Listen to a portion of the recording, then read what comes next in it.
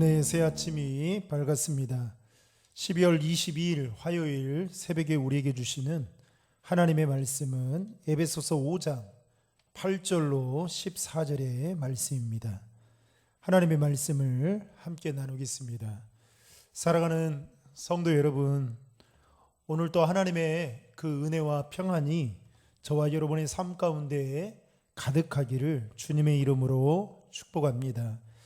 우리는 어제 새벽에 살펴봤듯이 사도 바울은 에베소 교회 교인들에게 에베소 5장 1절에 너희는 하나님의 사랑을 받는 자녀답게 하나님을 본받는 사람이 되라고 말하면서 구체적으로 그러한 삶은 거룩한 삶, 즉 사랑으로 행하는 삶이다라고 사도 바울은 말했습니다. 그리고 어제 이어서 오늘 본문에서도 사도 바울은 에베소 교회 교인들에게 빛의 자녀들처럼 행하라고 권면하고 있는데요. 여러분 8절의 말씀을 우리 다 함께 읽겠습니다. 너희가 전에는 어두움이더니 이제는 주 안에서 빛이라. 빛의 자녀들처럼 행하라. 바울의 말에 따르면 빛의 자녀인 우리가 구원받기 이전에 어두움에 속한 자들이었다라고 그렇게 말을 하고 있죠. 그러나 이제는 예수 그리스도의 십자가로 말미암아 어두움에 속한 우리들이 빛의 자녀가 되었다라고 말하면서 바울은 에베소 교회 교인들에게 빛의 자녀들처럼 살아야 된다라고 지금 권면하고 있다라는 것입니다. 다시 말하면 세상 사람들이 볼 때에 빛의 자녀들로 나타내는 삶을 살아감을 통해서 세상의 사람들이 우리를 보면서 빛 대신 예수님을 바라볼 수 있어야 된다라고 바울은 말하고 있다라는 것입니다. 여러분 요한복음 8장 44절을요 현대인의 성경으로 보면 이렇게 기록되고 있습니다. 너희는 너희 아비의 마귀의 자식이므로 너희 아비가 원하는 것을 하고 싶어한다. 그는 처음부터 살인자였다. 그에게는 진리가 없으므로 그가 진리의 편에 서지 못한다. 그는 거짓말을 할 때마다 자기 본성을 드러낸다. 이것은 그가 거짓말장이며 거짓의 아비이기 때문이다. 한마디로 어두움에 속한 우리는 본래 마귀의 자식으로부터 마귀가 원하는 것을 그렇게 행하며 또 그것을 하고 싶어하는 마음이 우리 안에 있다라는 것입니다. 그런데 우리가 따르는 그 마귀는 처음부터 어떤 자라고 말하고 있습니까? 살인자였고 진리도 없고 거짓말을 잘하며 심지어는 거짓의 아비다라고 말을 하고 있는 것이죠. 이 말인즉슨 마귀는 빛보다는 어두움을 좋아했던 자였다라고 말할 수 있는 것이죠. 그러니 여러분 빛 대신 예수님을 마귀는 대적할 수밖에 없다라는 것입니다. 사랑하는 성도 여러분, 우리가 빛 대신 하나님의 편이 아닌 마귀의 편에 속하게 되는 순간부터 우리는 본래의 모습대로 어두움을 쫓아 살아갈 수밖에 없다라는 것을 여러분 명심하시길 바랍니다. 기억해야 할 것은 어두움에 속한 죄인인 우리가 빛의 자녀가 되는 데에는 하나님의 절대적인 주권적인 은혜로 가능한 일이었지만 여러분 빛의 자녀답게 사는 일에 있어서 우리의 의지적인 결단과 노력이 필요하다는 것을 여러분 기억해야 됩니다. 그래서 우리는 날마다 말씀과 기도를 통해서 하나님 앞에서 늘 새로운 마음을 가지고 또 의지를 가지고 결단하며 하나님 내가 오늘 또 빛 대신 주님을 따르며 살겠습니다. 빛 대신 주님 안에 거하며 살겠습니다 라고 결단하며 나아가야 된다라는 것입니다. 그러면서 사도 바울은 에베소 교회 교인들에게 본문 9절에서 이렇게 이야기합니다. 빛의 열매는 모든 선함과 의로움과 진실함에 있습니다 라고 말을 하고 있는데요. 여러분 착함과 의로움과 진실함은 모두 다 하나님의 성품 안에, 즉 하나님의 속성과 깊은 연관이 있다라는 것이죠. 여기서 착함은 하나님의 관용과 자비와 인내를 말하는 것이고요. 또 여기서 말하는 의로움은 하나님의 공의를 가리키는 것이고, 또 여기서 말하는 이 진실함은 거짓과 가식, 위선과 어두움이 없는 하나님의 성품을 가리키는 것이기도 합니다. 결국 하나님의 성품을 닮아가게 될 때에 빛의 열매는 자연적으로 나타나게 된다라는 것이죠. 그래서 사도 바울은 빛의 자녀로 살아가기 위해서 10절에 주님을 기쁘시게 할 것이 무엇인지를 분별할 수 있는 지혜가 있어야 된다라고 말을 하고 있는데요. 여러분 10절의 말씀을 같이 읽겠습니다. 주를 기쁘시게 할 것이 무엇인가 시험하여 보라.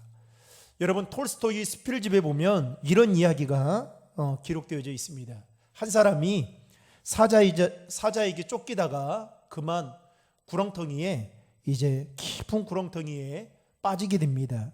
그런데 그 구렁텅이 밑에는 큰 뱀이 혀를 날름거리면서 이 먹이가 떨어지기를, 이 사람이 떨어지기를 간절히 기다리고 있었습니다.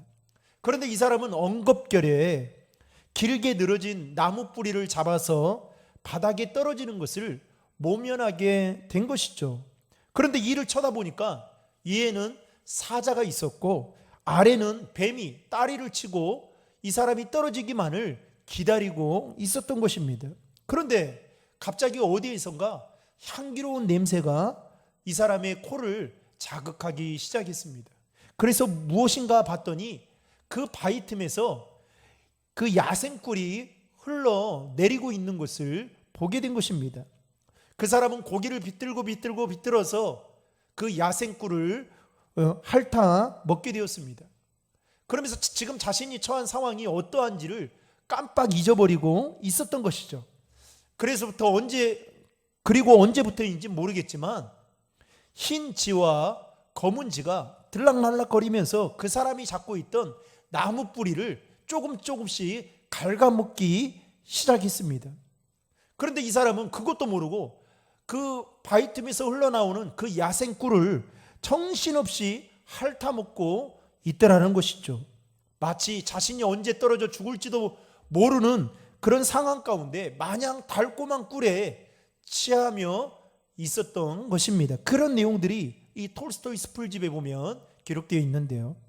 여러분 톨스토이는 이 글에서 이 세상이 주는 그 즐거움에 흠뻑 빠져 살다가 그날이 오게 되면 어떻게 하겠느냐, 그리고 돈이 주는 매력이나 명예가 주는 그 달콤함이나 음욕이 주는 즐거움에 취해 살다가는 내 영혼은 어떻게 될 것인가 라는 이 질문을 이 책에서 독자들에게 하고 있다라는 것이죠. 사랑하는 성도 여러분, 이 세상을 살아가는 데 있어서 우리들에게 있어 특별히 삶의 기준이 더 뚜렷하고 확실히 필요한 때가 아닌가 싶습니다.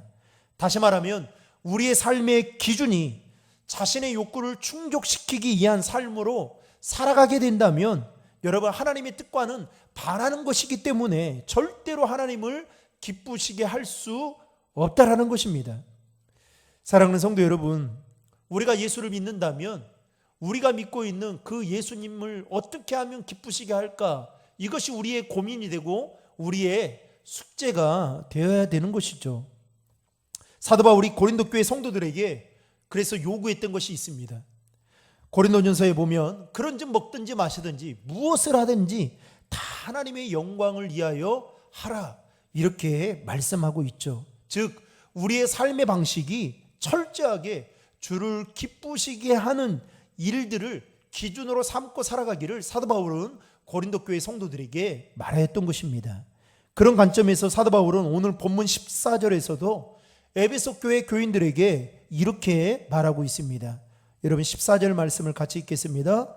그러므로 이르시기를 잠자는 자여 깨어서 죽은 자들 가운데서 일어나라, 그리스도께서 너에게 비추이시리라 하셨느니라.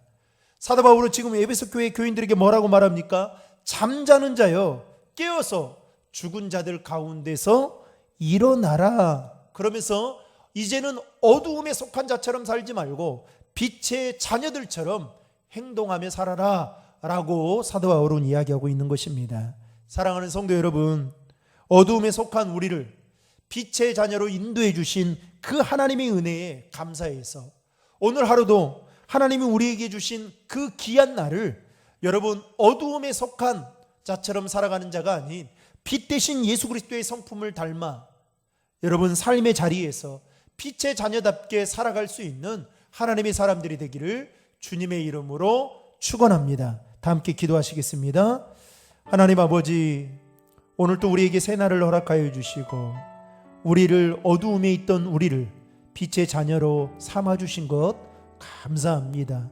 하나님, 오늘도 하나님이 주신 이 귀한 날을 어두움에 속한 자처럼 살아가는 인생이 아니라 빛의 자녀들처럼 살아갈 수 있도록 도와주시고 예수 그리스도의 귀한 성품을 본받아 우리도 우리의 삶의 자리에서 빛의 열매를 나타내며 살아가는 저희들이 될 수 있도록 인도해 주시옵소서. 하나님, 힘들고 어려운 때를 보내고 있습니다. 아기 예수님의 탄생이 이제 며칠 남지 않는 이때에 하나님, 아기 예수님의 탄생을 우리도 기다리며 그 예수님의 마음을 본받아 삶의 자리에서 아기 예수님을 기다리며 오늘도 그리스도의 향기를 나타내는 저희들의 삶이 되도록 인도해 주시옵소서. 우리가 무엇을 하든지 우리의 삶의 기준이 예수 그리스도가 되게 도와주시고 하나님을 기쁘시게 하는 일에 더 힘쓰며 살아가도록 인도해 주시옵소서. 예수 그리스도의 이름으로 간절히 기도하옵나이다. 아멘.